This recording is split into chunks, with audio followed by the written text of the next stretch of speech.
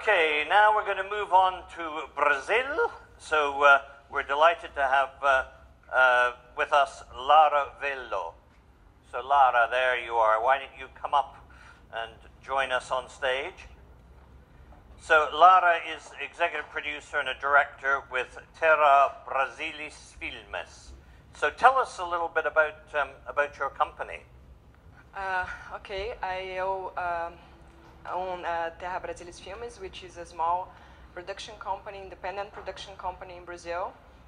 And I do many kinds of projects, from feature films, TV shows, musical TV shows, and talk shows. And I've been co-producing a lot in Brazil, which was not something very usual to do in Brazil, because we had a few companies that were really big, and they all produce it by themselves. So this is like a new thing. Let me explain a little bit about how TV stations work in Brazil. First, cable television is something new in Brazil. It's been there for like 10 years. And I still think that we are trying to find the best models to work with it, because first, of course, we had like a boom on cable television. We expected to have a lot of subscribers, but we didn't. So they invested a lot of money. We started up like being something big, and then we had to shrink the market due to the budgets that we had. So we do have like huge open TV channels. One of them is Global. I think there's someone here from Global. No? Okay. Okay, you can say what you like about them. Yeah. I'll be free Globo to speak about them. is the main player in your marketplace. Okay. And the way the TV stations work there is like a verticalized way. So they produce, they broadcast, they distribute to Brazil and abroad. So it doesn't give us much space. These TV stations are not, they can do this, like they can do this verticalized process, and they don't have to buy from independent producers. But now, are there channels that are dedicated to documentary or factual programming? Not fully, dedicated to documentaries. Yeah. They have to mix up their how do you say, the schedule? The schedule, yes, so they can, everybody can be happy with what they're watching. So we don't have a documentary TV station in Brazil yet. They're planning to have one. So this scenario of production is changing in Brazil. They opening up for independent producers more. The government is trying to institute this law that, to open up for independent producers, but it's a slow process. So that's the bad part of it. The good part of it is that in Brazil we do have a lot of benefit laws, and some of them, the sponsor companies, they can use up to 100% of the money, of the budget of the project from their income taxes. So it's a really good mechanism that we do use a lot. Most of the productions uses these benefits. Of course, you have to go after the money. You have to go after the companies to ask for the sponsor. But it's a great mechanism that you can use. And what kind of companies? These are oil companies? Most of them oil banks companies. And things like that? Yes, yeah. yes. And most of the companies wants to use this benefit because they can advertise their brands, their products for free. So it's great for them as well. Most of them open up how do you say that you can apply at a certain period. They have a call for tenders. A call, yes. Yeah. So they open up calls that you can send your project, and most of the companies are very serious about. So they have like a board that analyzes your project. It takes a while, and it takes sometimes 2 to 4 months. But that's the time that you also need to put your project through the process of applying for the benefit. So you have to work in advance by getting You this. could end up being fully funded by one source, Most of which yeah. is very unusual. So why would you want to co-produce if you can get all your money out to one Brazilian company? Well, the broadcasters in Brazil, the broadcast channels, they don't have much money as like foreign countries do to pay for the program. So for us, it's also a good mechanism if we can use both, like use the benefits we have in Brazil and also sell our productions to other countries. And now we have very special events upcoming in Brazil, which are the Earth Summit in 2012. We have the World Cup coming up in 2014. And we have the Olympics on 2016. So there's a lot of people looking for us Brazilians to produce in Brazil, to co-produce. And of course, if you want to use these mechanisms in Brazil, the benefit laws, and you have to pair up with the Brazilian company, so we can apply for that, and we can find the best ways to think of the budget, how much we can use from the government in Brazil, and how much we can ask for broadcasters abroad.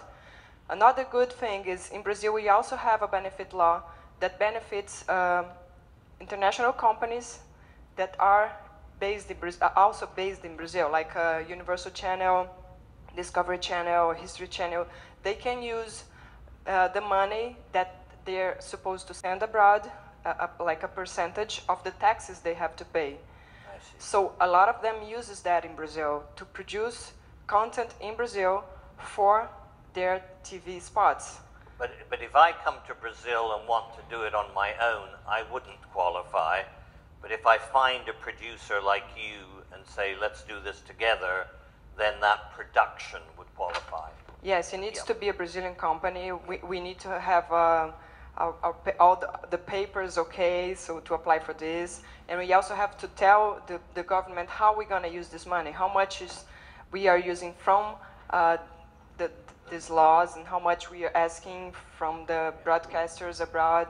So yes, you do have to pair up with a Brazilian company. Yeah, I mean, with a booming Brazilian economy and, as you say, all these big events coming up in the future, I mean, it's somewhere we should be paying a lot of attention. Now, what kinds of documentaries do these companies want? Will they do sort of investigative documentaries, or do they want nature and wildlife, or do they want history? Is it all genres that are possible to? Yes, all genres. We have all these big TV stations in Brazil now, so all genres. Especially, I think that especially with these events that are coming up, we're gonna, be focused on soccer and sports and environmental subjects. Now, have you got a lot of other Brazilian producers here, or are you one of the few that are here? Yeah, I'm one of the few. Let me explain you why. Okay. Stephanie MacArthur asked me to put up this Brazilian delegation, and I went through the Ancine, which is the National Agency for Cinema in Brazil. I went to the ABPI, which is the Brazilian Association of Independent Producers. Unfortunately, they don't give us any support yet. But they said, if you do a good job at Hot Docs this year, maybe we can put it on the list for the next year. So I really hope that I can do a good job here and try to get some business done. You're doing a great job, so we'll tell thank them you. that. Yeah, but I do hope that it happens more, because you don't see many Brazilians traveling around and trying to do co-production. I've been traveling a lot, and I haven't seen many Brazilians around. So I just hope that we can do it more frequently. So are you a member of different groups and associations? Do you work with other Brazilian producers, or are you really your own company? And No, I do work a lot with other productions. I just finished, I'm the executive producer of a feature that is going to theaters right now in Brazil, and we pair up 3 companies together. It was a great experience. I think it minimizes risks. it speeds up the process of production, and I just think it's a really good model to co-produce in Brazil or abroad. I had a really good experience because last year I was at the Science and Factual Congress in Dresden, which I got a bursar to go there. And there were 3 more of us, and we pair up and we did a teaser for a project. We're just starting a project, a co-production, 6 countries. And we had a great experience putting this project together. I went to a Brazilian broadcast in Brazil, and they said, yes, we want this project if you can get the money from the other countries. So we did this in such a short time, which was like a great experience for me, like the first time that I really did it. And it was a great experience. And that Science Congress is a terrific event. Yes. And, well managed by Hot Docs, so yes, you all should go to. You should all go. This year it's going to be in Paris. It's a great congress. Yep, absolutely. So that's terrific. So tell me, you mentioned your last production was for the cinema. I'd be interested in exploring feature-length documentaries, cinema release. Is that happening more and more in Brazil now? Yes, we have this thing about going to cinemas. All the documentarists in Brazil wants to go to the cinemas before they go on TV. So we don't have like a huge market for documentary. Of course, I think it happens all over the world, but all the documentaries wants to go through these windows. First, we go to cinema and then TV. But yeah, we try to go to cinema first, always with features. And do you tend to do a narrow release, 1 or 2 cinemas, and you don't do big wide releases across 10, 15 cinemas across the country? Yeah, it's a narrow thing. Yeah. Yeah. Okay. And but they say they try to how do you say it, to do like a horizontal. Yeah, sort of. Well, there's a sequential distribution. Yeah, instead Some of city, and then they bicycle it around. No, instead of like showing on a theater for like 2 weeks, the whole day, they do it like one day at 2 p.m., the other day at 9 a.m. Oh, I see. So 9 p.m. and so they can spread up the So they don't screens. tie up a screen for 2 weeks. They tie up certain time periods. For a month. Yes. For a month. I see. That's good. Well, in a sense, this used to be the pattern, say, in North America. There was a very orderly market where you went to the cinema, you went to pay television, you went to regular television, etc. Now in North America, it seems everything's happening at the same time. Things are going out on the internet, they're going out in everything together. So it's a very confusing marketplace. One of the attractions of Brazil seems to be that it's a place where you can actually find a single source of financing that will provide the bulk of your budget. So it would be very attractive. Yes, the thing is that most of the time we don't depend on the money that we're going to make on cinemas or selling to a TV station, because by the time we do that, we already paid for, the film is already paid for. So that's your upside in that. That's a good thing, but that's also a bad thing, because sometimes you have like not so good productions that get the money and they never like make money. And that will discredit the marketplace, and investors are then more reluctant to do it. Yes. But interesting. So tell us now about the big broadcast, not those specialties, the TV Globo, and what kind of documentaries are they looking for? Are they more the sort of natural history, wildlife, big docudramas, that kind of material? TV Globo has a very special kind of programmation, because like they have soap opera, news, and all sort of things in just one channel. So they they have slots for every kind of people and ages, different ages. But they also have a company called Globosat, which is the cable company. They have 10 TV stations. So each one of them tries to be focused on one thing. One is like a TV more specialized on women's stuff. the other one is more on shows, and the other one is more on a range from 18 to 35 years old. So yeah, like any kind of thing is interested. Any genre, any subject is maybe interested for. But the the TV license stations. fees that they pay are not very big. No, compared. they're not very big. 5-10% Not at all. of a budget, or Even less than that. even less than that. Okay, so So we cannot depend on making money from licensing in Brazil. We have to try to find ways to pay for the production before we license to broadcasters. okay. So say I come to you with an idea, a history of soccer or something, and we want to do it in Brazil, or maybe we'll shoot around the world. I mean, how do you decide whether to go to a bank, an oil company, a sports company, or whatever? What's the thinking process? Do you have certain relationships with big companies that can finance productions? Yes, that's what I like about co-production with other companies, because like this film I produced, we pair up with the company that went after the money, another one that did part of the production, and I did part of the production.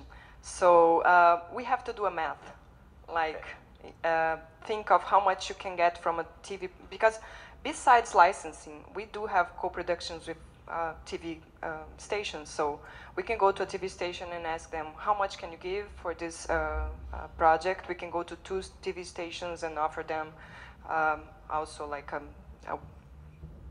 co-production. So we have to do a math. How much do we need for the production? How much we can get from the broadcaster? And how much do we have to go after using a benefit law or trying to co-produce with other countries? So You mentioned that one of the companies went after the money. Is that almost like an agency that specializes in finding sources of funding for your... It's a very special company that they are a production company, but they also have been in the market for 30 years, so they know a lot of other companies that sponsor projects, and they have good relations, so that was one of the reasons that we paired up with them. But they're not agents, no. Yeah. Okay, well tell me now about the co-production treaty. Does Brazil have treaties with a large number of countries? Or? Yes, even with Canada. Yeah, I know they've got one with Canada, but a lot in Latin America, in Europe, and yes, elsewhere. we do. So that there is quite a bit of flexibility for yes, and if anybody wants to know something specific, I cannot answer all of your questions, but I can find out because I know the people from Ancine that works with international relations, so... So who administers the treaty? If in Canada, Telefilm Canada is the one you go to, their website, and it explains how the co-production treaties work. Who would I go to in Brazil to find out? Ancine, which is the National Agency of Cinema in Brazil. Okay, National Cinema Agency, okay. National Cinema Agency, I'm Okay, sorry. So, no, but anyway, we won't be confused by cinema, it's television, it's broadcast. Yeah, but they everything. take care of everything. That Yeah. audio, visual, they take care of everything. Good. Well, I think this is terrific. Now, do we have any questions in the audience about doing business with Brazil? Or are you going to all be quiet? We have a question there. James Wayman from the Ontario Media Development Corporation. James. Hi, Matt. I'm just wondering how much editorial control the investor companies have if they are in fact funding the majority of the budget. Do they have, depending on the topic of the film, they could actually say, no, we want you to say this about that subject. Is there any kind of, contractual understanding about who has creative control of the film? You mean the broadcasters or the sponsors? Sponsors. Oh, the sponsors, they really don't care about the subject. I mean, they just want a tax write-off. Yeah, because... But the broadcasters, would they take a view if you say, well, we're doing it with this company, would they be trying to influence who you work with, or are they just happy to get the production? Some of the broadcasters, they already have contracts with one or other sponsor. So sometimes, like there's one TV station that's very particular in Brazil that they already have, they call partners, but they are really sponsors. So if they have like a bank involved, like a bank as a partner, and you want to do a production and you have a bank sponsoring, sometimes they have to say no to your production because they already have a bank that is a partner. So. And would a broadcaster say, you want to do something on the global financial crisis, would they be suspicious if you had a bank as your sponsor on a subject like that? Oh, I think they would. You think they would? So the broadcasters have an editorial concern. They do a lot. Yes. Yeah. Okay. Well, that's interesting. Any other questions about how to do business with Brazil? Yes.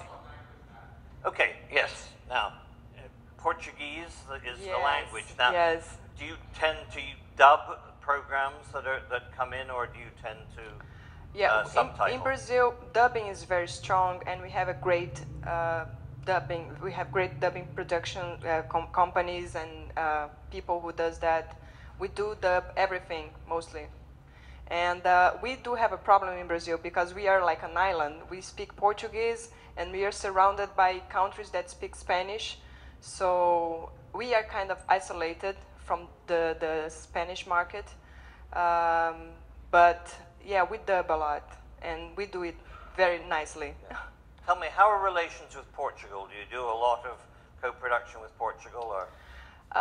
Not really. We do have like a very different culture. We speak the same language, but the culture is very different. Completely different. So there isn't a way of using that to get into Europe and get European benefits. You're more likely co-produce with a French company or a German company. The big TV stations, they do sell a lot to Portugal, like Globo, as I said. We produce great soap operas in Brazil. Globo is like the top soap opera producer in the world, won many awards around the world. So yes, they do. They do broadcast their soap operas in Portugal, and they don't dub. You know, it's just like the same Portuguese we speak there. Okay. So going back to genre, are there a lot of documentary series produced in Brazil, or does it tend to be single documentaries? No, most of the TV stations are looking for series. Okay, and is it kind of like reality series, or could you do a series on history or a series on science? Or? Reality is like very big, I think, all over the world, and especially in Brazil. But they look for everything, every subject. It's funny because I work with scientific subjects, and it's still a narrow market. I don't find too many spots, but things are improving. We are like fighting for that. So you're feeling optimistic about the future? Oh yes. Good. And just give us some sense of how many documentary production companies are there? Are there tens of you, hundreds of you, thousands of you? We have cable television in Brazil. The market opened up, so many production companies popped up. Some small ones, some medium ones, but many production companies. Okay. And the other thing is that they're spread between São Paulo, Rio de Janeiro. Are they all over the country? Yes, Brazil is a huge country, but most of the production companies are based in Rio and São Paulo, especially because that's also where you can find the best services. And are there any provincial benefits that you can get if you're in Rio or get if you're in São Paulo? We have federal benefits. State or? Yeah, we have all sort of benefits. And there's a bit of competition between them to try and attract business. They try to, like a federal benefits, they try to spread up, because there are some production companies in other states, but they're not that big. But the government is trying to make them grow, and also it's since we have such a huge country, we have different cultures in each state. So it's interesting for the production companies to work locally, you know, and show up their culture as well. So the government tried to be fair about this, but most of the companies are based in Rio and São Paulo, which are like also the TV stations are based there, the biggest companies and the sponsors, so the market is concentrated there.